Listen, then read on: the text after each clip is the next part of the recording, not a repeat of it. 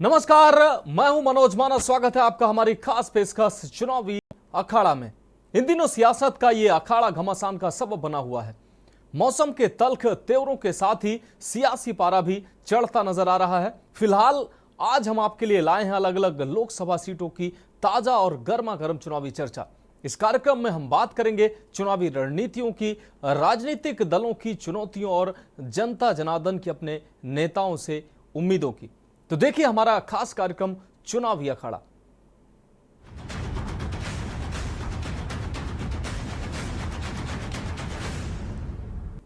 तो चुनावी अखाड़ा में हम अपने खास रिपोर्ट की बात करते हैं। लोकसभा चुनाव के दूसरे चरण में 13 राज्यों की 88 सीटों पर आज वोटिंग हुई। इस चरण में मतदाताओं ने राहुल गांधी के साथ ही कई कद्दावर नेताओं की किस्मत का फैसला इलेक्ट्रॉनिक वोटिंग मशीन यानी ईवीएम में कैद कर दी। निर्दलीय चुनाव लड़ रहे पप्पू यादव और रविंद्र भाटी जैसे नेताओं के लिए यह चुनाव राजनीतिक भविष्य निर्धारित करने वाला माना जा रहा है। कुछ सीटों पर सीधी फाइट है तो कुछ पर त्रिकोणीय लड़ाई है। ये रिपोर्ट देखिए। दोस्ती और अदावत की क्या कहानी। 2015 के बिहार विधानसभा चुनाव के वक्त से दोनों नेताओं के बीच की दूरियां बढ़ने लगी। ऐसा माना जाता है कि पप्पू यादव की राजनीतिक महत्वाकांक्षा ने ही उन्हें लालू यादव का दुश्मन बना दिया। कहा जाता है कि तेजस्वी यादव को राजनीति में स्थापित करने से बिगड़ी बात। आखिर लालू यादव ने पप्पू यादव को किनारे लगा दिया। लालू परिवार की बाहुबली आनंद मोहन के परिवार से बड़ी नजदीकियां भी कारण। पप्पू यादव को राजनीति में हाशिए पर डाल दिया गया। इस प्रकार 25 साल दोस्ती के और 10 साल दुश्मनी के।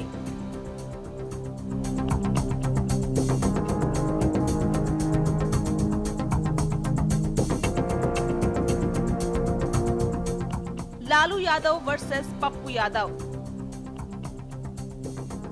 पप्पू यादव की उम्मीदवारी के चलते पूर्णिया लोकसभा सीट चर्चा में है। आपको बता दें कि कुछ दिनों पहले पप्पू यादव ने नाम लिए बगैर कहा था कि आरजेडी सुप्रीमो लालू यादव और तेजस्वी यादव ने ही उन्हें आत्महत्या के लिए मजबूर कर दिया था। उन्होंने ये भी कहा कि ऐसा तब हुआ जब टिकट बंटवारा हो रहा था। पप्पू यादव बिहार की पूर्णिया लोकसभा सीट से निर्दलीय उम्मीदवार बाद में बने। दरअसल चुनाव से पहले उन्होंने अपनी पार्टी का विलय कांग्रेस में लिया। इसके बावजूद भी इंडिया गठबंधन से उन्हें टिकट नहीं मिला।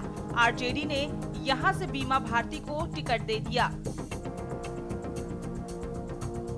आखिर इस पूरे विवाद में पप्पू यादव ने लालू यादव पर टिकट काटने का आरोप लगाया। बिहार में लालू यादव और पप्पू यादव की दोस्ती की कहानी लगभग हर किसी को पता है। लालू परिवार का पप्पू यादव से किस कदर विरोध है, इसका अंदाजा ऐसे लगाया जा सकता है कि तेजस्वी यादव खुद पूर्णिया लोकसभा सीट से आरजेडी की उम्मीदवार बीमा भारती के नामांकन में पहुंचे थे।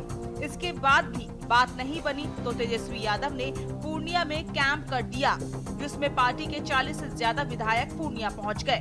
पार्टी के नेताओं का एक बड़ा हिस्सा पूर्णिया में पहुंच गया ताकि पप्पू यादव की हार सुनिश्चित की जाए। तेजस्वी यादव ने एक जनसभा में ऐसा कुछ कह दिया जिसने लालू परिवार और पप्पू यादव की अदावत के वो पन्ने खोल दिए जिनकी शुरुआत तब से होती है जब तेजस्वी यादव पैदा भी नहीं हुए थे, जब लालू के सियासी सफर के नायक बने पप्पू।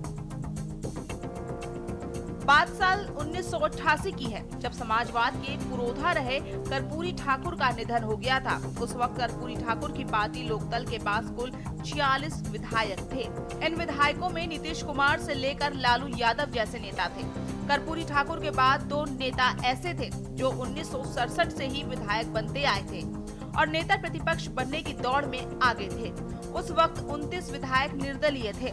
ऐसे वक्त में पप्पू यादव दावा करते हैं उन्होंने विधायकों को लालू यादव के पक्ष में लामबंद कर दिया। नेता प्रतिपक्ष की ये लड़ाई इसलिए भी बड़ी थी कि ये तय था कि जो भी नेता प्रतिपक्ष होगा आगे चलकर वही बिहार का मुख्यमंत्री बनेगा। उस समय लालू यादव नेता प्रतिपक्ष बन गए, जिसका श्रेय गाहे बगाहे पप्पू यादव लेते रहे। क्यों खराब हुए लालू परिवार से संबंध? 2013 में पटना हाईकोर्ट ने पप्पू यादव को बरी कर दिया। पप्पू यादव को फिर से मधेपुरा की कमान सौंप दी। जेल से छूटने के बाद पप्पू यादव मोदी लहर के बावजूद 2014 में मधेपुरा से चुनाव जीत गए। 2015 में उन्हें बेस्ट एमपी का खिताब मिला, क्योंकि उन्होंने लोकसभा की कुल 57 बहसों में हिस्सा लिया था। लेकिन इस जीत ने लालू यादव और पप्पू यादव के संबंध हमेशा हमेशा के लिए खराब कर दिए, क्योंकि यही वो दौर था जब लालू यादव के परिवार की दूसरी पीढ़ी में सियासत में एक्टिव होने लगी थी। सियासत में भूल चूक माफ करने के लिए ख्यात लालू यादव और उनका परिवार पप्पू से इस कदर खार खा गए थे कि तेजस्वी यादव ने अपनी पार्टी की पूरी ताकत इस काम में झोंक दी कि भले ही बीमा भारती चुनाव जीते ना जीते, लेकिन पप्पू यादव किसी भी हाल में चुनाव ना जीत पाए। स्पेशल डेस्क के न्यूज इंडिया।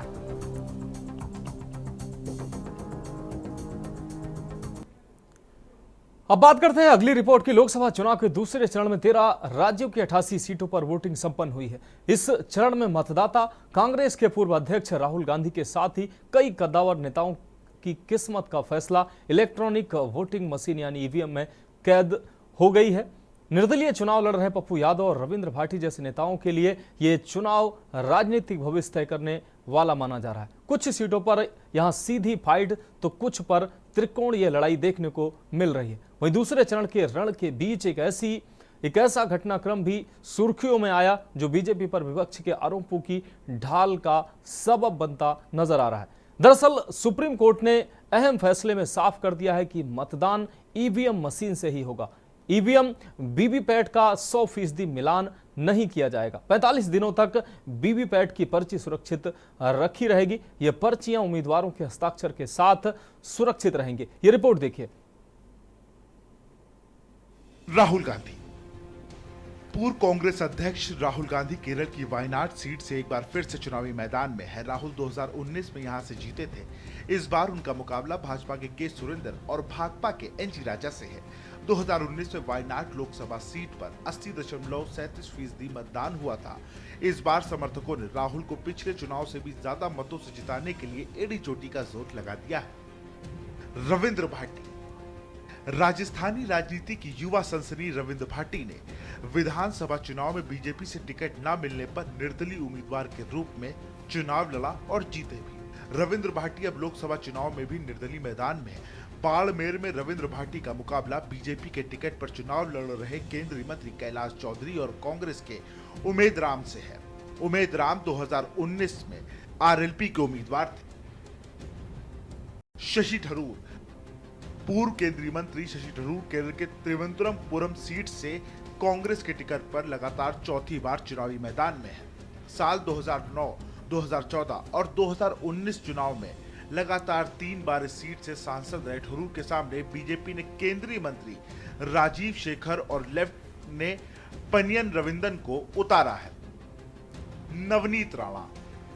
महाराष्ट्र की अमरावती सीट से 2019 में नवनीत राणा निर्दलीय चुनाव जीतकर संसद पहुंची। संसद में कई अहम मौकों पर सरकार के समर्थन में खड़ी नजर आई नवनीत राणा को इस बार बीजेपी ने अमरावती सीट से ही उम्मीदवार बनाया है। अमरावती सीट पर नवनीत का मुकाबला कांग्रेस के बलवंत वानखड़े से है। अमरावती सीट से 1999 से 2014 तक शिवसेना के उम्मीदवार जीतते रहे। 2019 में अमरावती ने शिवसेना का यह किला ढहा दिया था। केसी वेणुगोपाल। केसी वेणुगोपाल ने अपना पहला चुनाव 13 वर्ष की उम्र में हाई स्कूल के छात्र के रूप में सीपीआई-एम से जुड़े एसएफआई के उम्मीदवार के खिलाफ लड़ा था। अगले 5 दशकों तक कई चुनाव की लड़ाइयां लड़ने के बाद कॉलेज और विश्वविद्यालय स्तर से लेकर राज्य विधानसभा और लोकसभा तक केसी वेणुगोपाल बताते हैं कि अपने जीवन काल का सबसे अनोखा चुनावी प्रतियोगिता का सामना कर रहा हूँ। वह 2019 में केरल में सीपीआई द्वारा जीती एकमात्र सीट अल्लापुझा को जीतने के लिए युद्ध स्तर पर मेहनत कर रहे हैं और वो मैदान पर है। यहाँ तक कि वह भाजपा के खिलाफ एक राष्ट्रीय गठबंधन का समन्वय करना जारी रखते हैं, जिससे राज्य में उनके प्रमुख प्रतिद्वंदी शामिल हैं। आपको बता दें, केसी वेणुगोपाल राव कांग्रेस में महासचिव संगठन है। अरुण गोविल। टीवी सीरियल रामायण में राम का किरदार निभाने वाले अरुण गोविल मेरठ सीट से चुनाव मैदान में हैं। अरुण गोविल के सामने इंडिया ब्लॉक की ओर से सपा ने पूर्व विधायक योगेश वर्मा की पत्नी सुनीता वर्मा को उतारा है। सपा ने इस सीट पर 2 बार उम्मीदवार बदला। पार्टी ने पहले भानु प्रताप सिंह को टिकट दिया था, फिर सरधना विधायक अजूर प्रधान की उम्मीदवारी का ऐलान किया। पार्टी ने बाद में सुनीता वर्मा को प्रत्याशी घोषित किया है। पप्पू यादव पूर्णिया सीट से पप्पू यादव निर्दलीय उम्मीदवार के रूप में मैदान में है। पप्पू यादव इंडिया ब्लॉक में शामिल कांग्रेस से टिकट के दावेदार थे। पप्पू ने टिकट के आश्वासन पर ही अपनी पार्टी का कांग्रेस में विलय का ऐलान किया था, लेकिन लालू प्रसाद यादव की पार्टी आरजेडी ने ऐन वक्त पर जेडीयू विधायक बीमा भारती को पार्टी में शामिल कराकर टिकट दे दिया। पप्पू लगातार यह कहते रहे कि दुनिया छोड़ देंगे लेकिन पूर्णिया नहीं छोड़ेंगे। पप्पू निर्दलीय मैदान में उतर आए हैं और इस चुनाव में उनके सियासी भविष्य के लिहाजे से भी एक बहुत महत्वपूर्ण माना जा रहा है। एचडी कुमारस्वामी इस लोकसभा चुनाव में मांड्या की लड़ाई भी दिलचस्प है। यहां से जेडीएस के उम्मीदवार के तौर पर पूर्व मुख्यमंत्री एचडी कुमारस्वामी चुनाव लड़ रहे हैं। कर्नाटक में भाजपा के जेडीएस गठबंधन और समझौते के तहत मांड्या सीट जेडीएस के खाते में गई है। इस चुनाव में कांग्रेस पार्टी ने स्टार चंद्रू के नाम से मशहूर वेंकट रमना गौड़ा को मैदान में उतारा है। 2019 में ये सीट निर्दलीय सुमलता अम्बरीश ने जीती थी। उस चुनाव में मांड्या सीट पर 80.59% मतदान हुआ था। Hema Malini Mathura Lok Sabha seat high profile seat मानी जाती है। इस सीट से लगातार 2 बार फिल्म अभिनेत्री हेमा मालिनी चुनाव जीत रही हैं। इस बार फिर से बीजेपी ने उन्हें चुनावी मैदान में उतारा है। कांग्रेस ने मथुरा सीट से मुकेश धनगर को टिकट दिया है। बहुजन समाज पार्टी यहां जाट बिरादरी से आने वाले IRS रहे सुरेश सिंह को प्रत्याशी बनाया है। आरएलडी और बीजेपी का समर्थन है। यह सीट जाट बाहुल्य मानी जाती है, जहां से बसपा के जाट प्रत्याशी उतरने से मुकाबला रोचक हो गया है। तेजस्वी सूर्या कर्नाटक की बेंगलुरु दक्षिण सीट भी चुनाव में प्रतिष्ठित सीट मानी जाती है। यहां से भाजपा युवा मोर्चा के अध्यक्ष तेजस्वी सूर्या चुनाव लड़ रहे हैं। उनके सामने कांग्रेस की सौम्या रेड्डी हैं, जो कर्नाटक के परिवहन मंत्री रामालिंगा रेड्डी की बेटी हैं। मजबूत राजनीतिक परिवार से ताल्लुक रखने वाली सौम्या विधायक रह चुकी हैं। 2019 में बेंगलुरु दक्षिण सीट पर तेजस्वी सूर्या जीते थे। उस चुनाव में कुल 53.70% मतदान हुआ था। लोकसभा चुनाव के लिए दूसरे फेज की वोटिंग के बीच देश में सियासी सरगर्मियां भी बढ़ी हुई हैं। बीजेपी 400 पार के नारे के साथ चुनावी मैदान में उतरी है, तो इंडी अलायंस मोदी की हैट्रिक रोकने का पूरा प्रयास कर रहा है। वहीं सुप्रीम कोर्ट ने अहम फैसले से में साफ कर दिया है कि मतदान ईवीएम से ही होगा। ईवीएम और वीवीपैट का 100% मिलान नहीं किया जाएगा। 45 दिनों तक वीवीपैट की पर्ची सुरक्षित रहेगी। ये पर्ची उम्मीदवार के हस्ताक्षर के साथ सुरक्षित रहेगी। बहरहाल इस मुद्दे पर जहां तक अब बीजेपी हमलों का शिकार होती रही है, लिहाजा पीएम मोदी ने सुप्रीम कोर्ट के इस ताजा फैसले को लेकर इसे विपक्ष पर हमला बोलने के लिए हथियार के तौर पर इस्तेमाल करना शुरू कर दिया है। अभी भी वो परेशान है और इसलिए उनका दिन रात यही काम रहता है, कैसे भी करके ईवीएम हटना चाहिए। ये बटन दबाने वाला खेल बंद होना चाहिए। यही उनका खेल चल रहा है। इंडी गठबंधन के हर नेता ने ईवीएम को लेकर जनता के मन में संदेह पैदा करने का पाप किया है।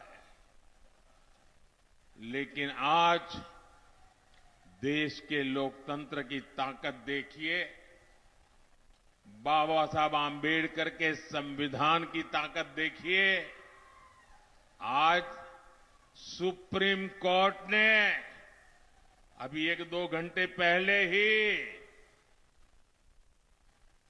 मतपेटियों को लूटने का इरादा रखने वालों को ऐसा गहरा झटका दिया है, ऐसा गहरा झटका दिया है कि उनके सारे सपने चूर चूर हो गए। उच्च न्यायालय ने, सुप्रीम कोर्ट ने साफ साफ कह दिया है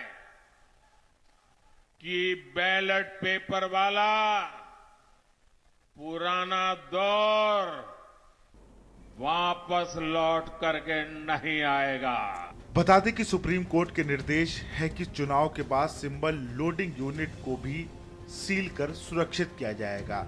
यह भी निर्देश दिया गया है कि उम्मीदवारों के पास नतीजों की घोषणा के बाद टेक्निकली टीम द्वारा ईवीएम के माइक्रो कंट्रोलर प्रोग्राम की जांच कराने का विकल्प होगा, जिससे चुनाव घोषणा के 7 दिन के भीतर किया जा सकेगा। स्पेशल डेस्क के न्यूज इंडिया।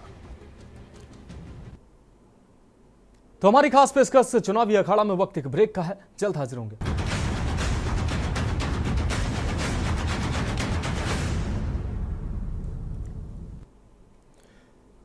हमारी खास पेशकश चुनावी अखाड़ा में ब्रेक के बाद एक बार फिर से आपका स्वागत है। लोकसभा चुनाव के दौरान बिहार के अतरौली गांव में हेलीकॉप्टर की रिप्लिका चर्चा में है। घर की छत पर बना हेलीकॉप्टर सुर्खियां बटोर रहा है। 2000 में लालू यादव के अतरौली गांव आने पर यह बनाया गया था। ये रिपोर्ट देखिए।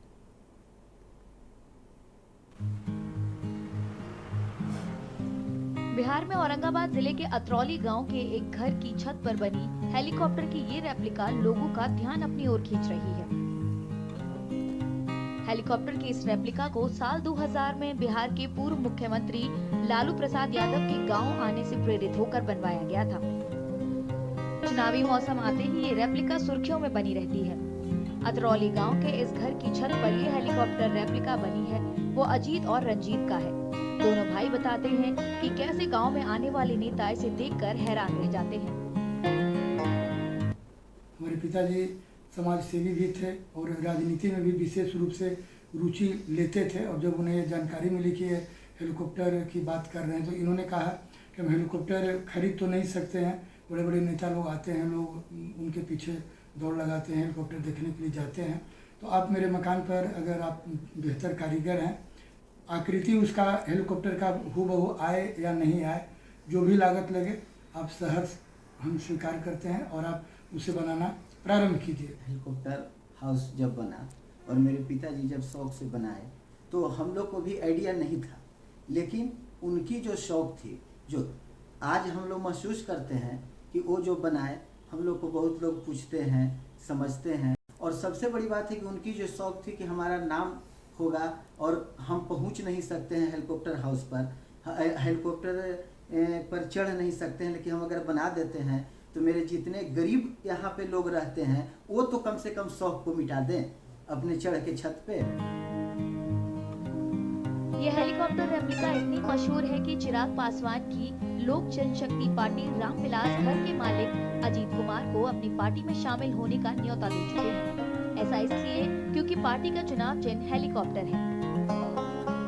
हेलीकॉप्टर चूंकि मेरी पार्टी लोजपा रामविलास का चुनाव चिन्ह है, तो मैंने अजीत जी जो उसके गृह स्वामी हैं उनसे निवेदन किया, वो मेरे पारिवारिक मित्र भी हैं, हमारे बड़े भाई भी हैं, उनसे मैंने निवेदन किया कि आप भी, मेरी पार्टी का सिंबल हेलीकॉप्टर है, किसी को बताना भी नहीं पड़ेगा कि हेलीकॉप्टर क्यों है, तो आप हमारी पार्टी की सदस्यता को ज्वाइन करें, मेरे पार्टी में आप पदाधिकारी बने, हमारे पार्टी को मजबूत करें, और सिंबल मेरा आपके छत पे रखा हुआ भी है। अतरौली गांव बिहार के काराकाट लोकसभा क्षेत्र का हिस्सा है, जहां 1 जून को आखिरी चरण में वोटिंग होगी।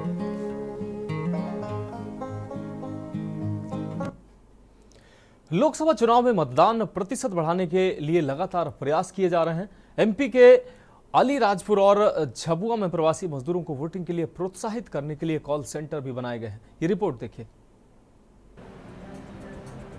हेलो, हाँ बाबू बोल रहे हैं। ये महिला कर्मचारी आगामी लोकसभा चुनाव के लिए मध्य प्रदेश के अलीराजपुर और झाबुआ जिलों के प्रवासी मजदूरों को फोन कर उन्हें वोटिंग के लिए बुलावा देने में व्यस्त हैं। और आपके जितने भी पलायन पे गए हुए हैं परिवार से, उनको भी सूचना दे देना, है ना। 13 मई, हाँ, आते महीने 13 मई, ठीक है। इन कर्मचारियों को जिला प्रशासन की तरफ से फोन नंबरों की एक लिस्ट दी गई है, ताकि वे काम की तलाश में अपने घरों से दूर गए ज्यादा से ज्यादा आदिवासी मजदूरों को लोकतंत्र के इस पर्व का हिस्सा बनाने में मदद कर सके। इस काम के लिए झाबुआ और अलीराजपुर में अलग अलग कॉल सेंटर बनाए गए हैं।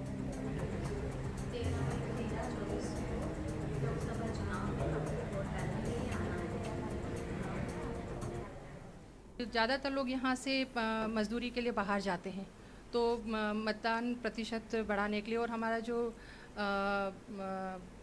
यहाँ पे डाउन होता है मतदान, हमारा यहाँ कम होता है मध्य प्रदेश में। जैसे कि हम अलीराजपुर ज़िले में बैठे हैं तो जोबट में काफ़ी कम प्रतिशत है यहाँ पे मतदान का, तो उसको बढ़ाने के लिए और लोकतंत्र का जो भी है वो करने के लिए हम लोगों को यहाँ पे बिठाया गया है। हम उनको कॉल करते हैं और अच्छा रिस्पांस मिल रहा है। उन्हें हम ये बताते हैं कि जैसे अभी 13 मई को लोकसभा चुनाव का मतदान होने वाला है, उनको ये बोलते हैं कि आप अगर पलायन पे है या गांव में, मतलब गुजरात हो या गांव में हो, तो वो बोलते हैं अगर गुजरात है तो फिर उनको हम बोलते हैं कि 1-2 दिन में अलीराजपुर ये गांव में आइए और वहां आकर अपना मतदान दीजिए। जिला प्रशासन के पास जिलों के प्रवासी मजदूरों के कॉन्टैक्ट नंबरों की लिस्ट है, जिसके जरिए वे चुनावी मौसम में उनसे संपर्क कर सकते हैं और वोटिंग प्रक्रिया में उनकी भागीदारी सुनिश्चित कर सकते हैं। पंचायत में आके वोट डालना है 13 मई को। मौजूदा लोकसभा चुनाव में अच्छी बात ये है कि भगेरिया का त्योहार मनाने के बाद प्रवासी मजदूरों के कई परिवार अब भी अपने गाँव में है।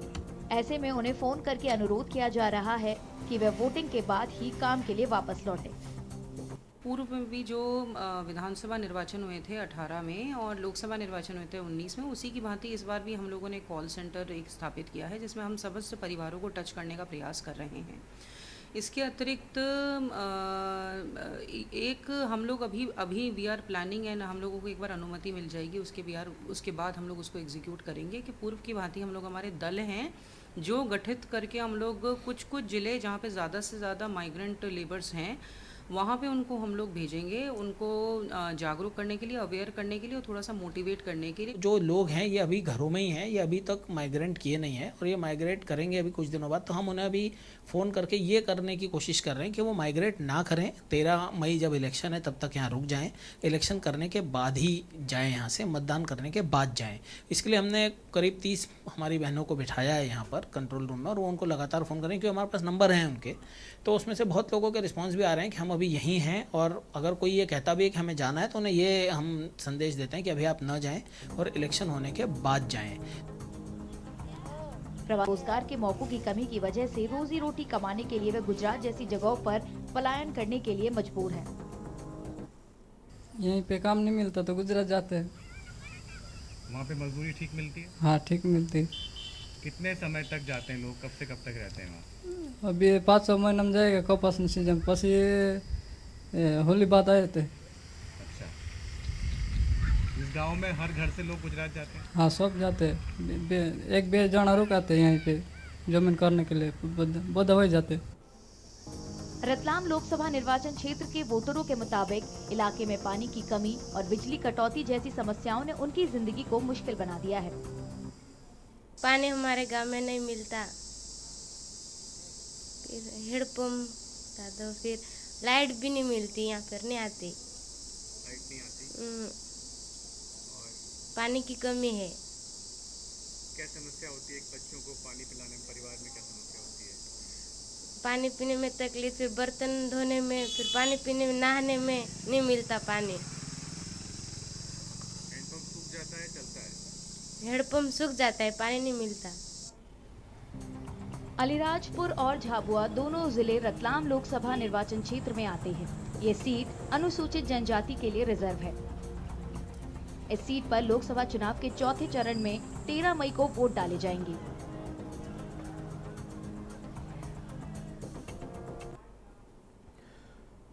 तो हमारी खास पेशकश चुनावी अखाड़ा में अभी के लिए मेरे साथ इतना ही। मुझे दीजिए इजाजत और आप देखते रहिए के न्यूज़ इंडिया।